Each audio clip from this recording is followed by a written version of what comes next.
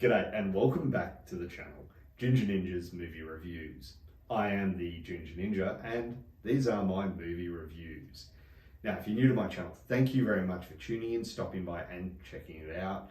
It truly is appreciated, and you're probably wondering what I'm doing here and why this person has a chainsaw pointed at my head.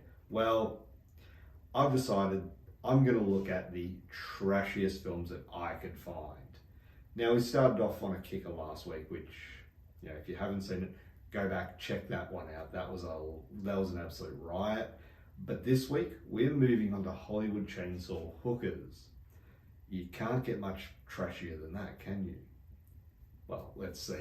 For my returning viewers, thank you very much for your continued support and joining me on this journey through the trashiest movies I can find. It's truly appreciated, and hopefully you enjoy these films as much as I do. Now, getting into the film, it came out in 1988. It was directed by fredolenray.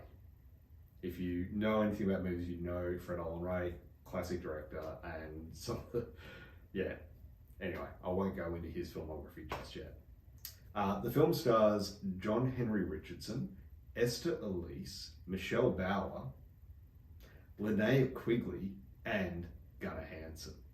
Now, you probably do recognise a couple of those names, or at least a few. Michellebauer and linneaquigley are phenomenal scream queens from the 80s, and Gunnarhansen, the original Leatherface. Now, let's get into the plot about this. Now, the movie itself, the plot is quite thin, but a detective embarks on a mission to track down a woman in LA's seedy nightclubs, only to come face to face with a bloodthirsty cult of lethally beautiful prostitutes.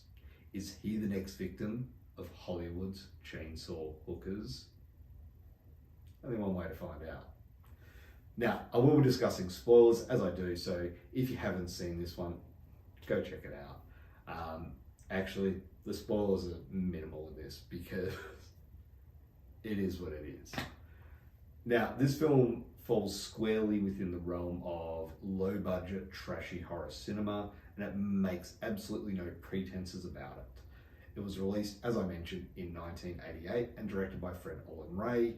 The movie is a tongue-in-cheek homage to exploitation films of the past, and it combines elements of horror, comedy, and sleaze in a way that's both intentionally over the top and campy, and unapologetically so. One of the film's redeeming qualities is that it's got a self-awareness about it. It doesn't take itself seriously, and it revels in its own absurdity. The title alone hints at the kind of wild ride viewers are in for, and the film delivers on that promise.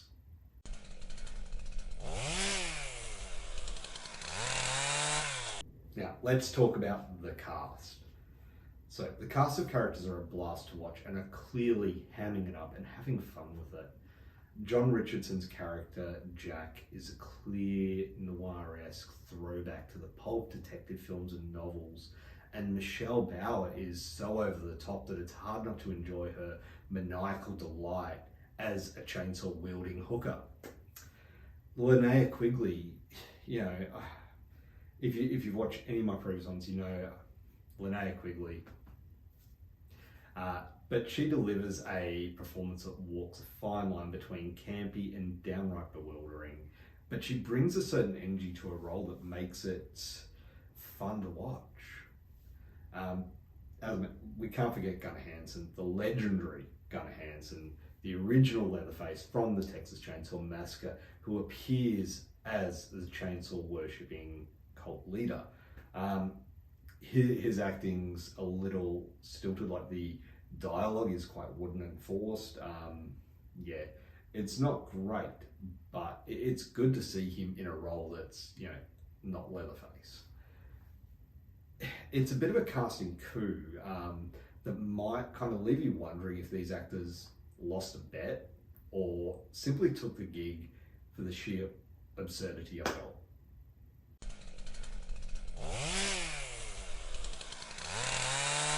And now on to the directing and writing of this film. While the pacing is somewhat erratic, with scenes that seem to be included solely for a shock value and lacking a coherent connection to the overall narrative, the film's short run time allows for that. The writing is predictably cheesy, with dialogue that's intentionally exaggerated, but falls short of being genuinely clever or funny.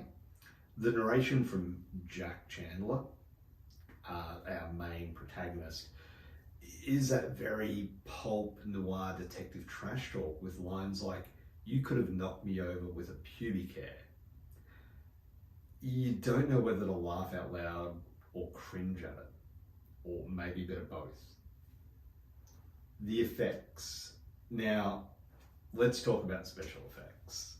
The chainsaw scenes are delightfully low budget, with copious amounts of fake blood and seemingly choreographed mayhem that adds a certain charm to the overall silliness. The practical effects are so over the top that they loop back around to being endearing.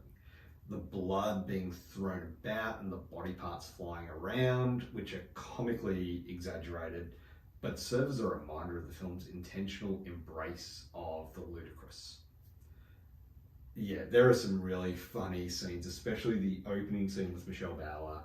As she gets a chainsaw, you just see blood, boobs, body parts, the 3 Bs flying about. It's something to behold, I can tell you that.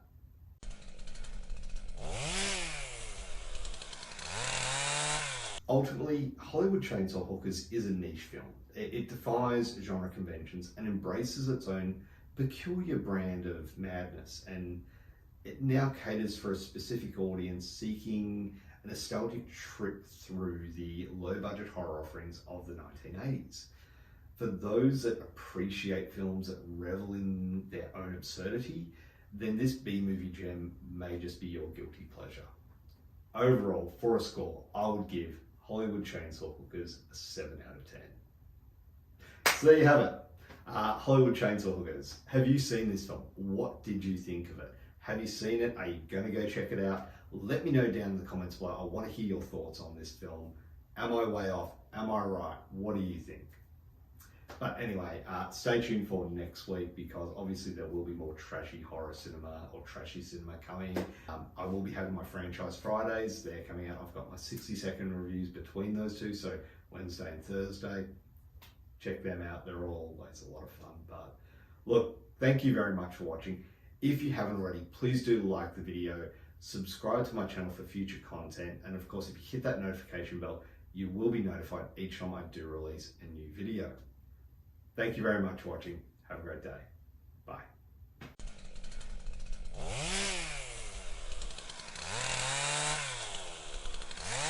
And of course, Gunnarhansen, who we'll touch on later.